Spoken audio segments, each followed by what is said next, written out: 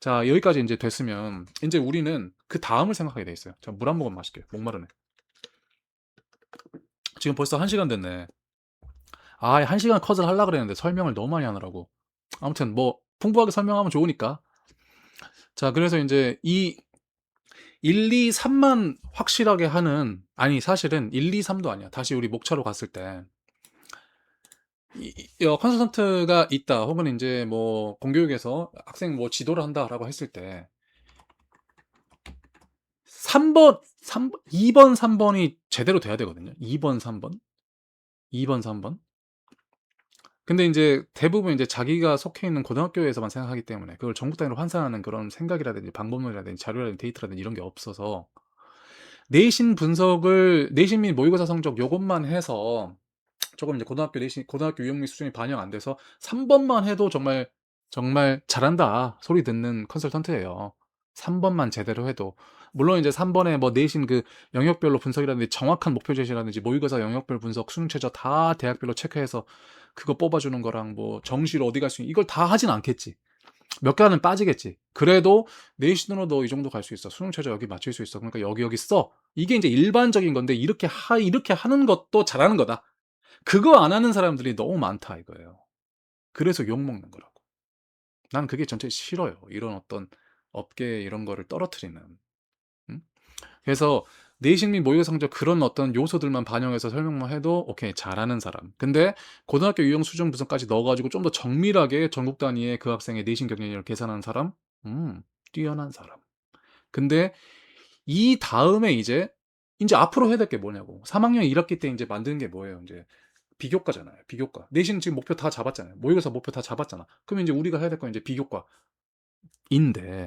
그거를 할 때 학생 잠재력 분석이랑 학교생활 키워드 분석 이게 연동이 돼서 해야 되는데, 이 4번 학교생활 기록부 키워드 저처럼 하면 최고. 그러니까 내가 최고란 말은 아니야. 근데 이게 하면 이렇게 하면 좋다 이 말이에요. 이게 자기 입으로 이렇게 자꾸 얘기하면 안 되는데, 아무튼 이렇게까지 하면 이제 학생과 학부모가 정말 진짜 방향성 설정에 되게 도움이 된다 이거죠. 자, 키워드 분석 볼게요. 그렇다면 나는 키워드 분석을 어떻게 하냐? 우리는 키워드 분석을 어센팅 마인드에서 어떻게 하냐? 자, 근거 이론이라는 걸로 한다. 그래서 미시로 구조화한다. 미시로 귀납적으로 구조화한다. 자, 이제 근거 이론이라는 것은 어려운 게 아니에요. 근거 이론 두 가지 의미가 있는데, 근거, 즉 grounded. 그 학생의 내면에 이제 뿌리 깊이 있는 그런 정보를 하나하나 캐내는 거. grounded. 그리고 모든 것을 그 주장을 한다고 했을 때 항상 근거가 있는.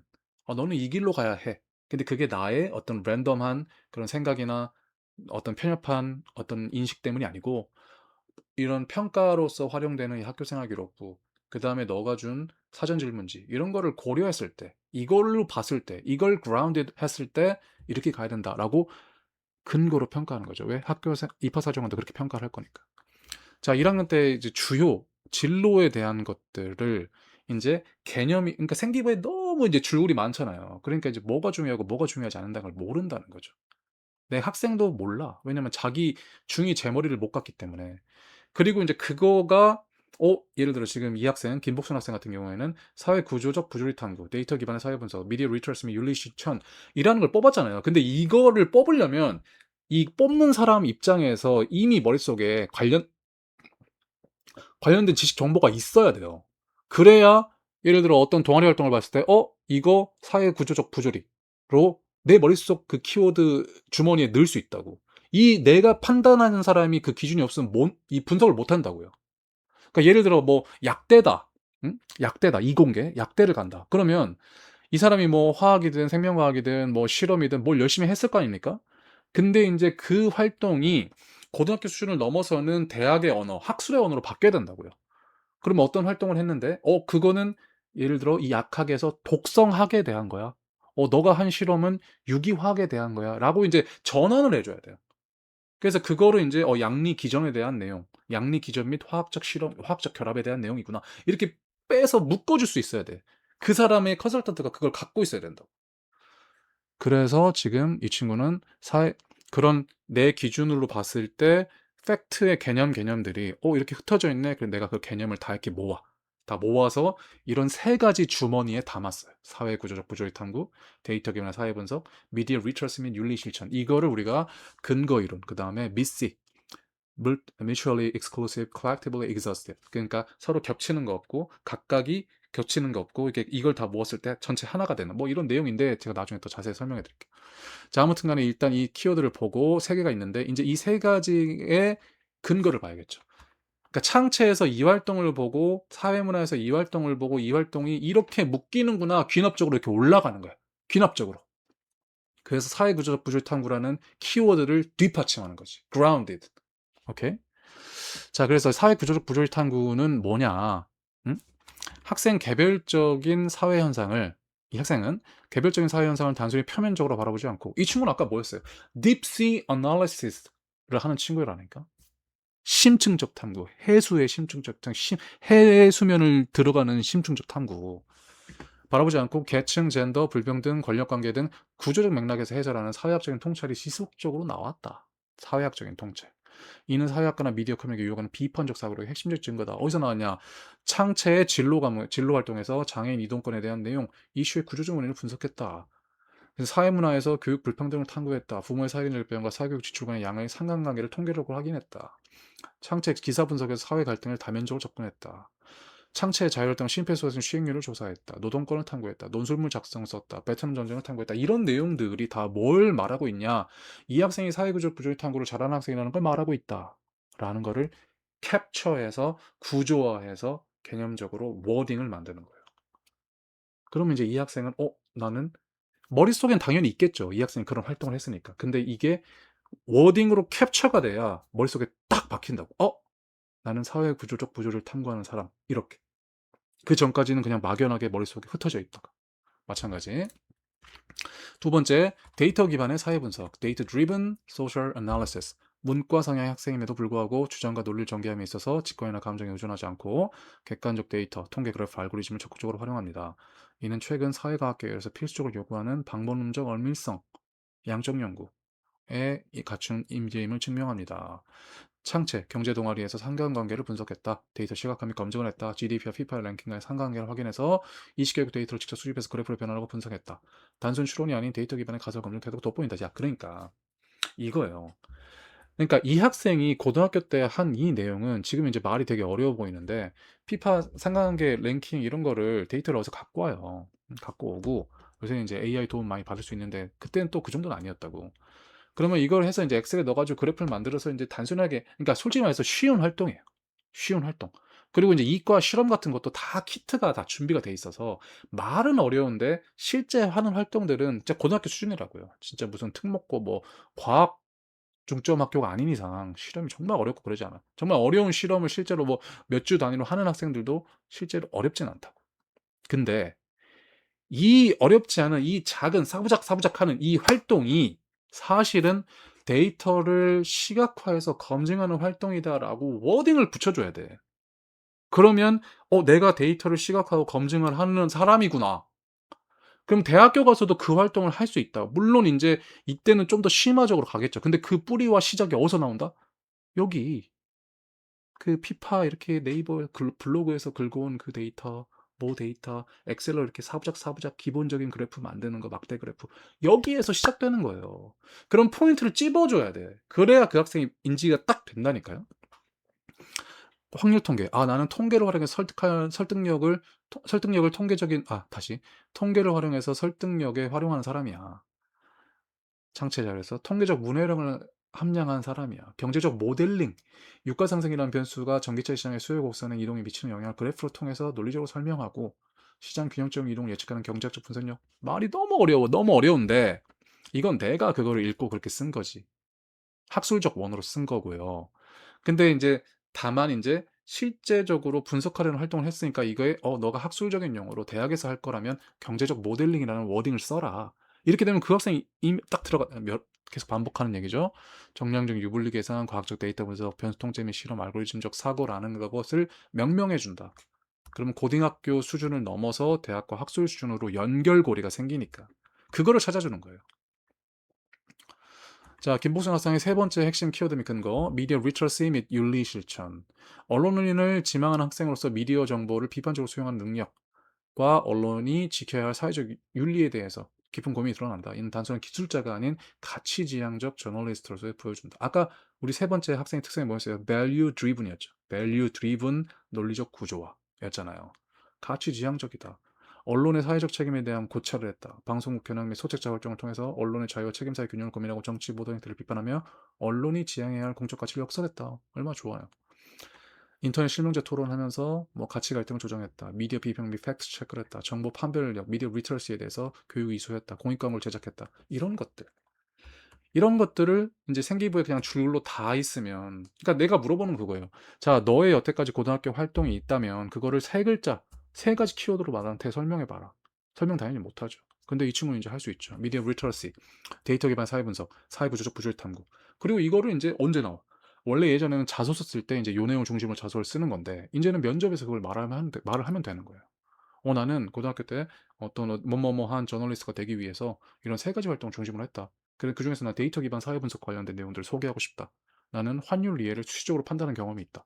이거는 정량적 유불리 판단을 위한 거였는데 하면서 이제 얘기를 풀어가는 그런 이제 말의 워딩이 나오는 거예요. 그러면 이제 입학사정관이나 그 면접 보는 사람들은 와 이게 완전 자기 언어에 맞게 들린다고요. 고등학생들이 뭐 이렇게 해서 통계를 해서 엑셀로 만들었는데요. 이게 아니고 학술적 언어, 실제 현업에서 쓰는 산업에서 쓰는 그런 워딩으로 써주기 때문에 업계 용어로 말을 해주기 때문에 귀에 쏙쏙 들어온다고. 그렇게 해주는 거예요. 그러니까 컨설턴트의 역할은 이제 고등학교를 넘어서는 고등학교 수준을 넘어서는 대학 직업으로 시야를 확장시켜 주는 거. 그거를 해준다는 거예요. 어디서? 이 4번 학교생활 기록부 키워드 분석에서. 굉장히 가치 있죠. 자, 그래서 이제 여기서 더 중요한 건 이거예요. 이제 키워드를 분석을 했어. 이제 내가 이제 그 세 가지 키워드라는 건 알겠어요. 근데 이 학생의 이야기가 안 나와. 그러니까 그 키워드 세 개를 이제 이어 붙여가지고 스토리를 짜는 거야. 그러면 여태까지 한 활동이 무슨 이야기를 추구하기 위해서 온 거라는 걸 이 친구가 자각하게 도와주는 거지. 어떻게요? 앞선 3대 키워드를 분석한 결과 김복성 학생의 진로 정체성을 구조화했습니다. 학생은 사회 구조적 부조리 탐구라는 대상을 데이터 기반의 사회 분석이라는 도구를 통해서 활용해서 분석해서 미디어 리터러시 및 윤리 실천이라는 가치를 실현하는 인재다. 그렇게 왔다. 그래서 진로 스토리 라인을 이렇게 잡으면 된다. 데이터라는 현미경으로 사회의 환부를 정밀 진단하고 윤리적 저널리즘으로 대안을 제시하는 탐사보도 전문 기자. 어때요? 그냥 기자가 아니고 이렇게 나오는 기자. 그 다음에 이제 스토리 라인은 뭐야? 고교 시절 육아휴직 어쩌고저쩌고 장애인 이동과 관련된 사회적 갈등이 단순한 개인의 일탈이 아니라 구조적 모순에서 기인한다는 걸 깨달았다. 하지만 이러한 문제를 제기할 때 감정적 호소만으로 세상을 설득할 수 없음을 느꼈다. 이에 경제와 통계 수업을 통해 데이터를 수집하고 그래프로 시각화하는 법이 익혔고 이를 통해 비정규직 문제나 교육 불평등의 실태를 객관적으로 측면한 힘을 길렀다. 저는 사회학적 통찰과 통계적 분석력을 결합한 데이터 저널리즘을 통해 정보의 홍수 속에서 진실을 가려내고 우리 사회의 구조적 부조리를 날카롭게 파헤치는 언론이 되겠다. 자, 그러면 이제 일반적으로 그냥 기자가 되겠다라든지 그냥 나는 미디어과에 관심이 있어요라고 말하는 학생이랑 이 학생이랑 뭐가 달라요?